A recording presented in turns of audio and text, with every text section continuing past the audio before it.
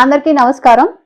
కేంద్ర మంత్రి బండి సంజయ్ గారు ముఖ్యమంత్రి రేవంత్ రెడ్డి గారికి రిటైర్మెంట్ ఎంప్లాయీస్ కు సంబంధించిన పెండింగ్ డిఏలు, పీఆర్పీ బకాయిల విషయంలో రేవంత్ రెడ్డి గారి ప్రభుత్వం వల్ల అన్యాయం జరుగుతుందని చెప్పి లేఖ రాయడం జరిగింది. అయ్యా బండి సంజయ్ గారు, ఈ విషయంలో అసలు మీకు ఏం అర్హత ఉందని చెప్పి మీరు మా ముఖ్యమంత్రి గారికి లెటర్ రాసిర్రు. గత 10 సంవత్సరాలు కేంద్రంలో మీ బీజేపీ ప్రభుత్వం అధికారంలో ఉంది. మీరు ఇవాళ ఒక కేంద్ర మంత్రిగా ఉన్నారు. మరి మీకు ఈ గత 10 ఏళ్లలో ఏ రోజన్నా కూడా మీకు రిటైర్డ్ ఎంప్లాయీస్ బాధలు గుర్తుకు రాలేదా? గత ప్రభుత్వంలో బీఆర్ఎస్ హయాంలో రిటైర్డ్ ఎంప్లాయీస్ రోడ్డెక్కి ధర్నాలు చేసినప్పుడు ఈ బండి సంజయ్ గారు ఎక్కడ దాక్కున్నారో తెలంగాణ ప్రజలకు సమాధానం చెప్పాలి. పెండింగ్ డిఏలకు ₹1 అయినా మీ కేంద్ర ప్రభుత్వం ఇచ్చిందా? పీఆర్పీ బకాయిలకు మీరేమైనా ప్రత్యేక నిధులు తీసుకొచ్చిర్రా?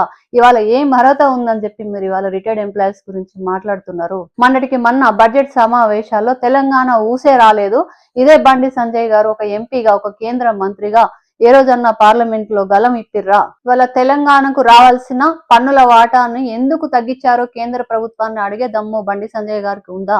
మొన్న బడ్జెట్ సమావేశాల్లో తెలంగాణకు తీవ్రమైన అన్యాయము, నిధుల కేటాయింపులో పక్షపాతం జరుగుతుంటే ఇదే బండి సంజయ్ గారు మీరు ఎందుకు నోరు మూసుకొని ఉన్నారు? ఏ రోజైనా కూడా మీరు ఈ బీసీ రిజర్వేషన్ 42% మా కాంగ్రెస్ ప్రభుత్వం ఇచ్చి బీసీల పట్ల చిత్తశుద్ధిని చాటుకుంటే మీరు ఒక్క రోజన్నా ఒక బీసీ బిడ్డగా పార్లమెంట్ లో బిల్లు పాస్ చేయమని గలం ఎత్తిర్రా? ఏ రోజన్నా మీ ప్రధాన మంత్రికి లేఖ రాసిర్రా?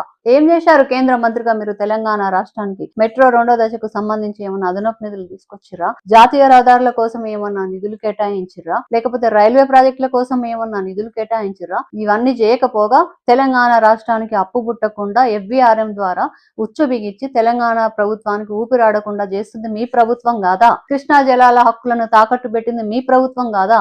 గత 10 సంవత్సరాలు బీఆర్ఎస్ తో చేతులు కలిపి ఇదే రిటైర్డ్ ఎంప్లాయీస్ కి అన్యాయం జరుగుతుంటే ఏ రోజన్నా నోరిప్పకుండా గూడుపుటాన్ని చేసింది మీరు కాదా బండి సంజయ్ గారు? ఒక కరీంనగర్ ఎంపీగా ఉండి కేంద్ర మంత్రిగా ఉంటూ సొంత జిల్లా కరీంనగర్ కి మీరు ఏం చేశారు? ఒక భారీ పరిశ్రమనన్నా మీరు తీసుకొచ్చిరా? కాజీపేట కోచ్ ఫ్యాక్టరీ ఏమైంది? బయ్యారం స్టీల్ ప్లాంట్ ఏమైంది? ఇవాళ అమెరికా US ఒప్పందం పేరుతోటి మీ మోదీ రైతుల పొట్ట కొడుతూ అమెరికా సబ్సిడీ ఉన్న సరుకులను దిగుమతి చేయాలని చూస్తుంటే రైతులందరూ కూడా ఫిబ్రవరి 12న భారతదేశ వ్యాప్తంగా బీజేపీ మీద సమ్మె చేయబోతున్నారు. దీనికి రైతులకు మీరు బీజేపీకి ఏం సమాధానం చెప్తారు సంజయ్ గారు? ఫస్ట్ దానికి సమాధానం చెప్పండి. MSP హామీలు మాయం చేసి పార్లమెంట్ లో 1 సైడ్ బిల్లు పాస్ చేసి రైతులకు అన్యాయం జరుగుతుంటే బండి సంజయ్ గారు దీని గురించి ఏం సమాధానం చెప్పరు, ఏం స్పందించరు. మీకు రైతుల గురించి బాధ్యత లేదా?